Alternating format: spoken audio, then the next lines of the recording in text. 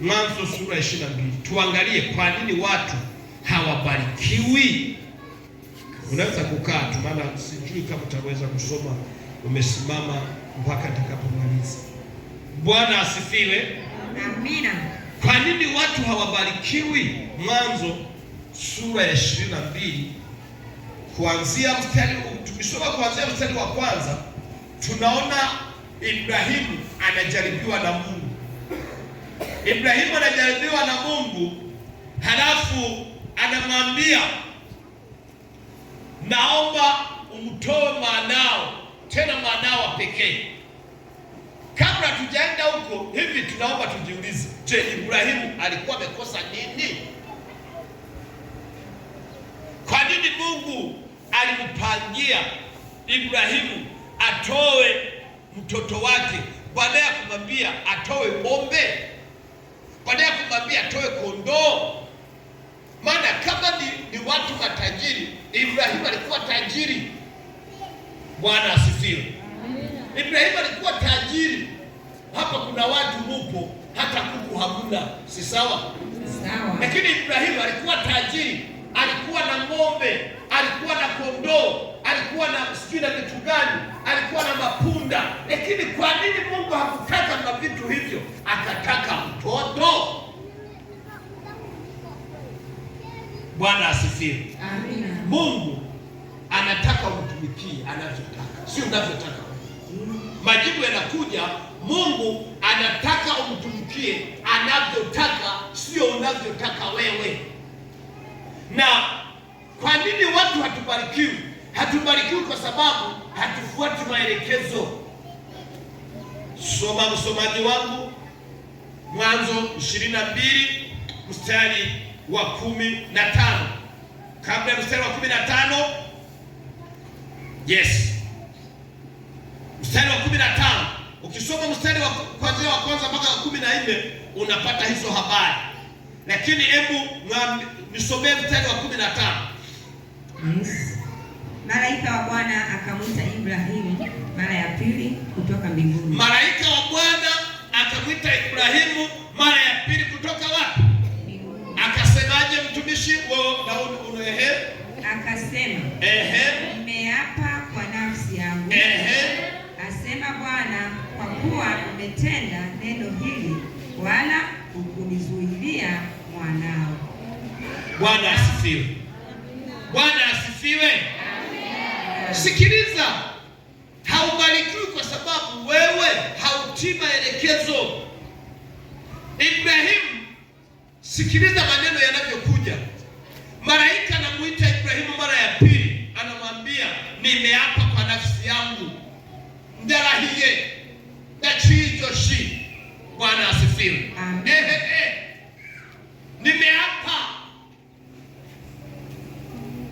Mtu kama ameapa kiapo cha mwisho kwa sisi kuna mtu ambaye tunamwapia. Bwana asifiwe. Mtoto wa kike anaapa kwa baba yake.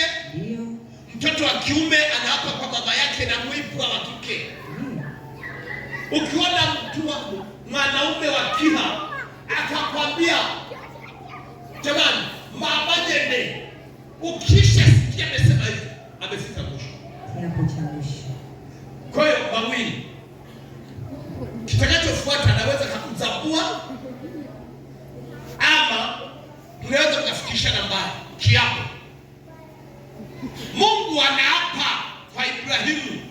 Anaapa kwa sababu gani? Kwa sababu Ibrahimu ametii sauti yake, na ndio maana amesema, kwa kuwa umetenda neno hili. Neno gani? Kwa kuwa umetenda neno hili. Neno gani? Hukunizuilia mwanao. Hukunizuilia sadaka niliyoitaka ya mwanao, tena mwanao wa pekee. Kwa kuwa umetenda neno hili, hukunizuilia sadaka niliyoitaka. Maana ng'ombe ulikuwa nazo, kondoo ulikuwa nazo, lakini sikuzitaka, nimetaka mwanao. Bwana asifiwe. Amina. Kwa kuwa umetenda neno hili, hukunizuilia mwanao wa pekee. Mtumishi 17. Katika kubariki nitakubariki. Katika kubariki nitafanyaje? Nitakubariki. Wangapi wanataka kubarikiwa katika jina la Yesu wa Nazareti aliye hai? Wote. Ukitaka kubarikiwa, fuata maelekezo. Ukitaka kubarikiwa, tii maelekezo. Usizuie ulichoambiwa katika jina la Yesu. Watu mnaambiwa lakini mnazuia. Watu mnaambiwa lakini mnanungunika. Watu mnapewa maelekezo lakini hamuyafuati. Hamuwezi kubarikiwa mpaka Yesu atakuja, mtakufa masikini kwa sababu hamtii sauti ya nani? Ya Mungu. Mbona hakusema? Hamtii sauti ya nani? Ya Mungu. Ukitaka kubarikiwa, fanya unavyoambiwa. Ibrahimu akaambiwa, kwa kuwa hukumzuilia mwanao wa nini? Wa pekee. Nimeapa. Katika kukubariki tutafanyaje? Nitakubariki. Wengine mnateswa na wachawi. Mnateswa na wachawi kwa sababu hamtii sauti ya Mungu. Ukitaka wewe usiniangalie, Biblia inasema. Mtumishi, msomaji, katika kukubariki nitafanyaje? Nitakubariki. Na kufanyaje? Na katika kuzidisha nitakuzidishia uzao wako. Bwana asifiwe. Nitakuzidisha. Tena sio tu kukuzidisha mali na uzao wako. Haleluya. Amen. Bamuga vyarakana kamweka katika chazihera. Maneno ya Mungu yanasemaje mtumishi usomaji? Mstari unaofuata 18 unasemaje? Endeleza kwanza, huo bado haujaisha. Kama nyota za mbinguni na kama mchanga ulioko baharini, na uzao wako utamiliki mlango wa adui. Na uzao wako utamiliki mlango wa adui. Nani ambaye hana adui? Wote. Nauliza, nani ambaye hana adui? Yaani naomba nikwambie hapa, kila mtu ana adui yake. Kila mtu. Ukatae ukubali, kila mtu ana adui wake. Huwezi kumiliki mlango wa adui kama hautii maneno ya Mungu. Moja ya baraka ambayo Mungu anambariki Ibrahimu ni mlango, ni uzao wake kumiliki mlango wa adui. Maadui wana maneno mengi sana. Maadui wana mambo mengi sana. Kwenye biashara wanazuia, kwenye uzao wanazuia, kwenye elimu wanazuia. Lakini ukishabarikiwa na Mungu anapangua. Kila nalokuja anapangua. Kila nalokuja anafanyaje? Anapangua. Si sawa? Kumbe dawa ni utii. Dawa ni utii. Unapotii sauti ya Mungu, unapotii sauti ya Mungu, unapofuata maelekezo ya Mungu, ni dawa ya kumiliki mlango wa nini? Wa shetani. Walisema hutafanikiwa, wanaona unafanikiwa. Jamani. Halafu basigara basya menyo nk'imashini zisibisoye. Kwa nini? Kwa sababu wewe unatii sauti ya Mungu. Ndio. Unapotii sauti ya Mungu, Mungu anakubariki. Na baraka zako ni pamoja na kumiliki mlango wa nini? Nafikiri kwa sababu kama mimi niko hapa ni imani. Natembea hivyo urahisi mbele. Hafu wanaona asubuhi naamka na wanasubiria sauti, wanasubiria tangazo kwamba haya tangazo Gatole yupo, halafu hawapati. Kwa nini? Kwa sababu namiliki mlango wa adui. Bwana asifiwe. Amina. Watu wamebarikiwa kwa sababu hawakutii sauti ya Mungu. Tulishaendelea 18. Na katika uzao wako mataifa yote ya dunia watajibarikia. Katika uzao wako, yaani Mungu ukishatii sauti ya Mungu, amana wao watoto wako, yaani kila wanakoenda wanabariki. Yaani wanaona ni wa maana. Wanaona ni wa nini? Wa maana. Uzao wako. Yaani watu wanabarikiwa kupitia uzao wako. Kwa kweli mtoto wa fulani ni baraka.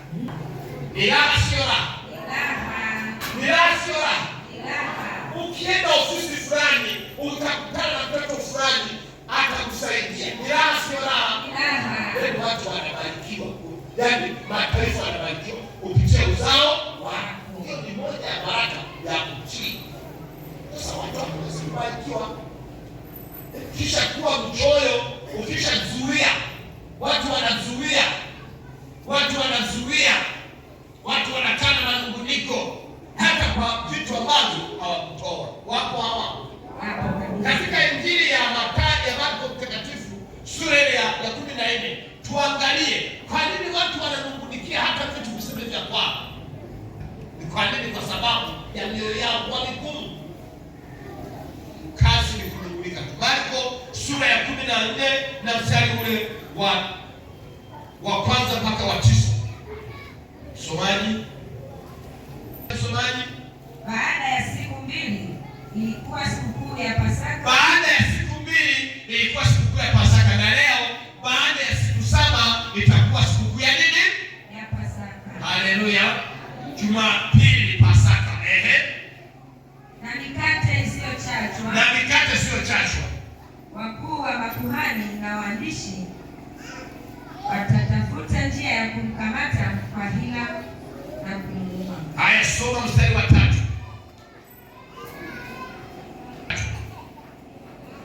Naye alipokuwapo Bethania, nyumbani kwa Simoni mkoma ameketi chakulani, ndio alikuja mwanamke mwenye chupa la mafuta cha marhamu, mafuta mazuri yanayo safi, mafuta yenye harufu safi, thamani nyingi, akakivunja. Hayo mafuta yalikuwa ya thamani kubwa sana. Akaimimina kichwani pake. Kwa ile chupa alivunja, halafu akaimimina juu ya kichwa cha nani? Cha Yesu. Ikawaje? Palikuwa na watu sikiliza, palikuwa na watu waliochukizwa na jambo hilo. Palikuwa na watu waliochukizwa katika nafsi zao. Kuna watu walichukizwa katika mioyo yao, wakisema ndani ya mioyo yao hapo, kwani kupoteza marhamu namna hii. Sikiliza, kulikuwa na watu walionungunika ndani ya mioyo yao kwa yale mafuta aliyoyatoa yule mama ambaye ameyatoa kwa moyo wake wote. Swali, yalikuwa yanawahusu? Sinawauliza kanisa. Bwana asifiwe. Hawa watu waliochukizwa kwa mafuta ambayo hawakutoa, yalikuwa yanawahusu? Yalikuwa hayawahusu. Leo hakuna watu wanaonungunika kwa kitu ambacho hatuwahusu. No, sadaka hawajatoa wao, lakini wanasema anajipendekeza. Inakuhusu? Si ushindwe katika jina la Yesu. Ushindwe kabisa. Pigie Yesu makofi. Sasa mbona mnapiga makofi kidogo kidogo wangu na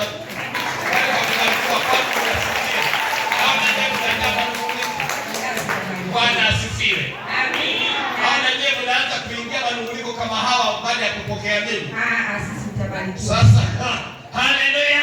Amina. Watu walijaa manunguniko, wakajaa manunguniko ya kitu ambacho hawakutoa wao.